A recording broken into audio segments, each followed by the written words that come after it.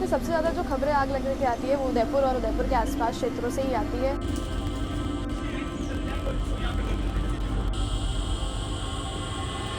मैं विश्वास दिलाता हूँ कि किसी प्रकार की कुछ हानि नहीं हुई है। नहीं सज्जनगढ़ बायोलॉजिकल पार्क है, इसमें भी किसी प्रकार का कोई नुकसान नहीं। उस एरिया के अंदर से 25 से 30 फीट का ऐसा गैलरी डेवलप कर दो जो उस आग को इस एरिया में या आबादी के अंदर या बायोलॉजिकल पार्क की तरफ नहीं आवे। बिना पैसे खर्च किए घर बैठे कमाए 1500 रुपए प्रतिदिन। बस डाउनलोड करें बैंक साथी ऐप, फ्री ट्रेनिंग लेकर कमाना शुरू करें। बैंक साथी से जुड़कर 15 लाख लोगों के सपने हुए पूरे। अब बारी है आपकी।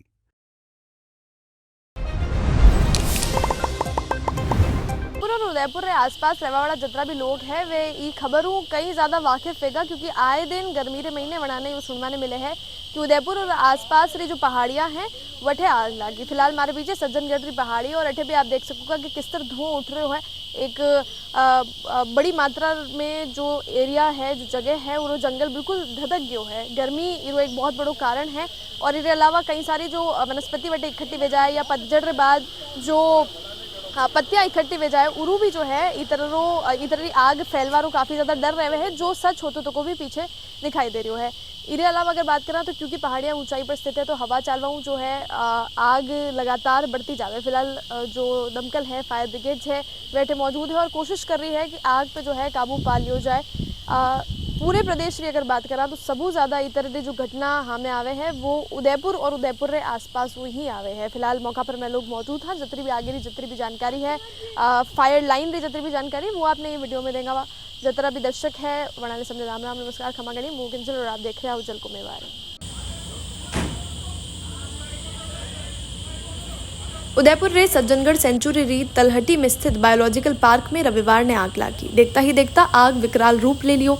संडे की छुट्टी रे चलता अठे घूमवा आया टूरिस्ट भी जो है भाग अपनी जान बचाई। वठी पार्क में मौजूद वन्य जीव भी विचलित वेर पिंजरा रे महीने अठीने वठीने दौड़ता रहा।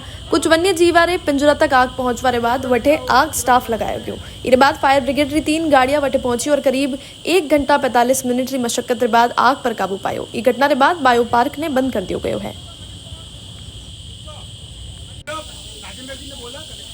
इसमें सबसे ज़्यादा जो खबरें आग लगने की आती है वो उदयपुर और उदयपुर के आसपास क्षेत्रों से ही आती है।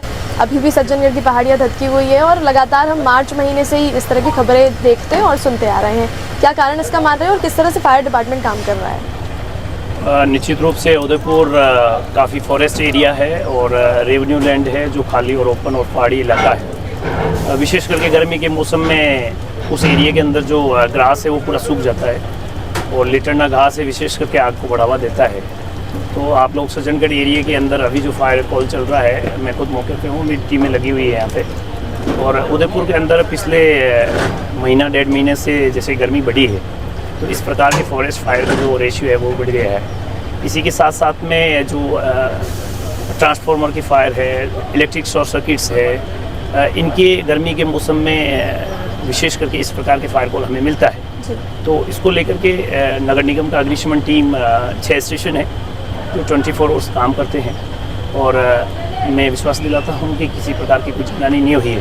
नहीं सज्जनगढ़ बायोलॉजिकल पार्क है, इसमें भी किसी प्रकार का कोई नुकसान नहीं। ये खुला और झाड़ियों का इलाका है और वहाँ पे जब फायर कॉल होती है थोड़ा एक्सेस का प्रॉब्लम होता है, लेकिन फिर भी फायर की टीम है और हम लोग निरंतर प्रयास करते हैं और इसको भी हम लोग लगभग कंट्रोल कर लिया है। किस प्रकार का कुछ पैनिक होने की जरूरत नहीं। जी, अभी फायर लाइन के जांच के आदेश भी दिए गए हैं, जांच के आदेश अभी दिए गए हैं। फायर मार्च से लगती आ रही है। बिल्कुल, फायर लाइन जो क्रिएट करने का मतलब फायर डिपार्टमेंट नहीं होता है। फायर लाइन का क्रिएट करना, वो फायर लाइन बनाना जो फॉरेस्ट एरिया है तो फॉरेस्ट डिपार्टमेंट करता है। फायर लाइन का मतलब यही है कि उस एरिया के अंदर से 25 से 30 फीट का ऐसा गैलरी डेवलप कर दो जो उस आग को इस एरिया में या आबादी के अंदर या बायोलॉजिकल पार्क की तरफ नहीं आवे।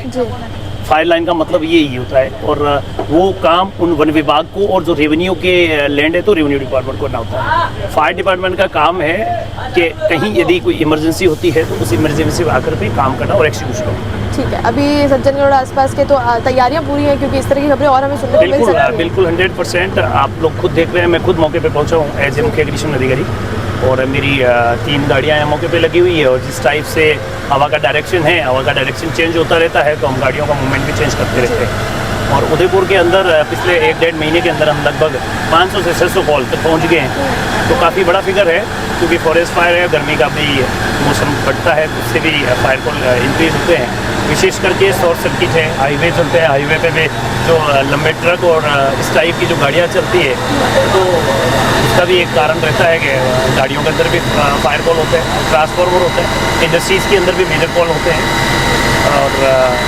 ट्रांसफार्मर के फायर कॉल बढ़ जाते हैं। एक्चुअली होता क्या है, गर्मी के मौसम में इलेक्ट्रिक की खपत बढ़ जाती है। इलेक्ट्रिक खपत बढ़ने से डिमांड और दोनों का बैलेंस नहीं हो पाता है, और बैलेंस नहीं होने से शॉर्ट सर्किट की और इस प्रकार की घटनाएं ज़्यादा होती हैं। और इस प्रकार की घटनाओं को निजात पाने के लिए मैं आम जन से अपील करूँगा कि आप लोग गर्मी के मौसम को आने से पहले आपकी जो इलेक्ट्रिक सप्लाई है, आपका जो इंस्टॉलेशन है, लूज कनेक्शन है, उसको नेगोशिएट करें और आप अपने इलेक्ट्रीशियन के माध्यम से फायर ऑडिट करें और इलेक्ट्रिक ऑडिट करें, जिससे इस प्रकार के खतरों को कम किया जा सकता है।